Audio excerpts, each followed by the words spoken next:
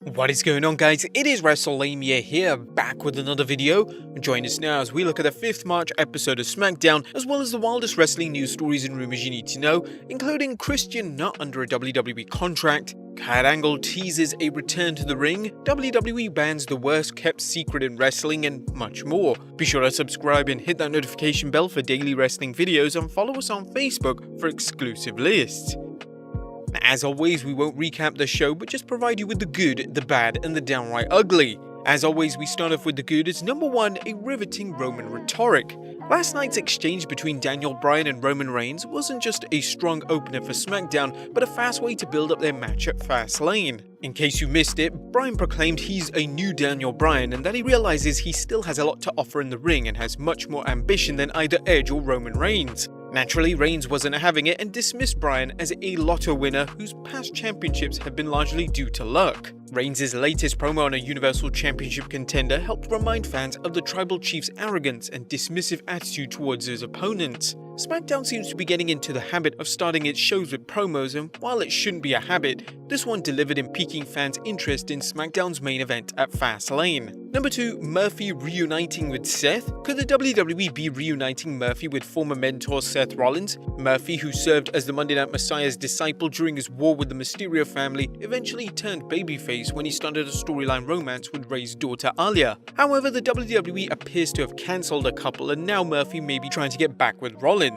Now, while Rollins didn't seem to have any use for Murphy, reuniting the two could be good for Murphy, who's floundered ever since leaving Seth. Number 3, Daniel Bryan teases a heel turn.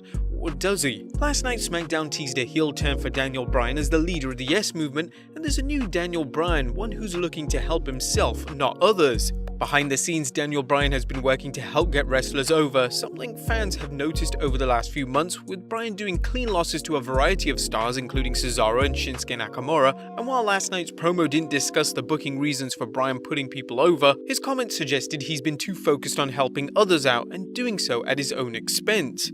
Is Bryan turning heel again? Well, that's a possibility, but one thing is certain, his promo makes it clear he plans on winning the Universal Championship at Fastlane and defending it against Edge. Will this happen? Well, maybe not, but it's a good way to build up interest in Fastlane. Number 4, a magnificent main event. While the WWE Universe has seen Daniel Bryan battle Jey Uso on several occasions now, last night's steel cage match showed that both superstars know how to create fresh matches. It was also a good way to build up Bryan vs Roman for Fastlane, suggesting the new Daniel Bryan is a legitimate threat to the Universal Champion. Critics have a point when they say that the WWE recycles the same pairings, such as Jey vs Daniel, and even overuses gimmick matches, as SmackDown just had a cage match with Owens vs Reigns, but Uso and Bryan refuted the critics with last night's performance, showing how to take the same old stuff and turn it into something special. Number 5, Apollo's gimmick grows. A major props to both the WWE and Apollo Crews for this week's development of Crews' new gimmick, the Nigerian Prince, a heel who is in touch with his African-American heritage. Crews' new entrance music, as well as the addition of his elite Nigerian security, was a good way to remind the fans of the real Apollo. But what really helped this week though was Apollo's powerful promo, one where he furthered what he's all about and what he intends to do: dominate and destroy Biggie when he returns. Apollo has always showed potential on the microphone, but this new persona may give him the chance to prove himself as one of the WWE's most multifaceted men. But that was the good. What about the bad? Is number 1, meandering mid-card matches. Last night's undercard was hit and miss, with the WWE putting on 2 meaningless matches featuring wrestlers from opposing tag teams. First, Montez Ford battled King Corbin, and later Angelo Dawkins battled Sami Zayn. While it appears that Corbin and Zayn are going to form a tag team, both matches were meaningless and seemed like filler, the kind of matches more suited for main event rather than SmackDown. Number 2, Regional Wretchedness. Speaking of meaningless, last night's bout between Shayna Baszler and Bianca Belair, which apparently is part of the build-up for Baszler and Jax defending the Women's Tag Team Championships against Banks and Belair, and we're not even going to bother discussing how pointless that match is. As meaningless as the match was, the WWE only added to its awfulness by putting Carmella Sommelier Reginald into the mix, with him proving as useful to the match as WWE's creative department is to Raw. Throw in a potential romance angle with Nia Jax commenting that Reginald is kinda cute, and fans are wondering why Reginald is suddenly a featured player on the Blue brand, with every segment being beyond bad. Number 3, where are the tag team champions? the WWE showcased a number of SmackDown tag teams, but where are the SmackDown tag team champions? Rude and Dolph Ziggler make an effective tag team, but they've quickly become placeholder champions, much like Asuka is as Raw Women's Champion. The WWE isn't putting Rude and Ziggler into any matches, which not only devalues the already next to meaningless tag titles, but also deprives them of any chance to establish themselves further as a team. Now, there was nothing downright ugly last night, but despite some excellent segments and matches, this week's Blue brand wasn't as good as the last 2 weeks. The WWE's undercard matches and segments were inconsistent, with them ranging from excellent to awful. Knowing their reputation for changing things at the last minute, it's easy to see which segments were thrown together at the last minute and which had some time spent in development. But what did you guys think of this week's SmackDown? Let us know in the comments down below. Now let's move on to the news.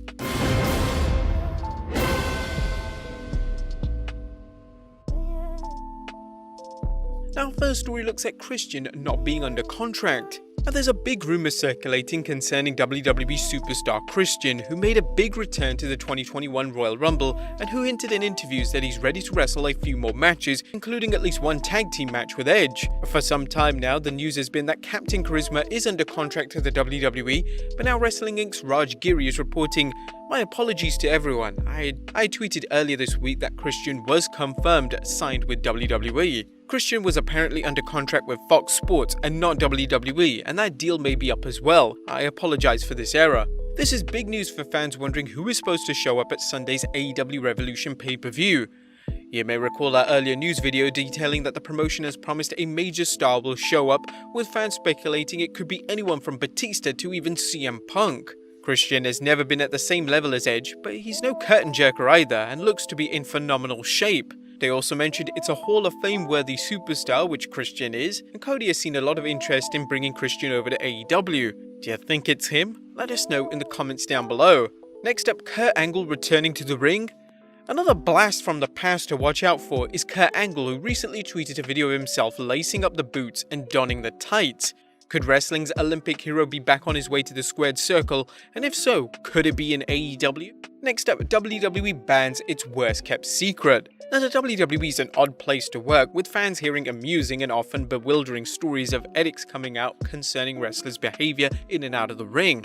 One recent rumor is that they're now fining wrestlers for slapping their thighs when they perform moves like kicks. Meltzer reported on the rumor on this week's Observer and also summarized the saga of the slap. There was a story going around that WWE was fining wrestlers for thigh slapping when throwing kicks for sound effects, a practice that has been in wrestling as far back as I can remember. Mr. Wrestling 2 was famous for hard back slaps on the knee lift for sound effects, and dating back to the 50s, there was the stomp your foot hard on the mat at the moment of connection of the punch. The thigh slap super kick dates back to Chris Adams from when he came over from the UK.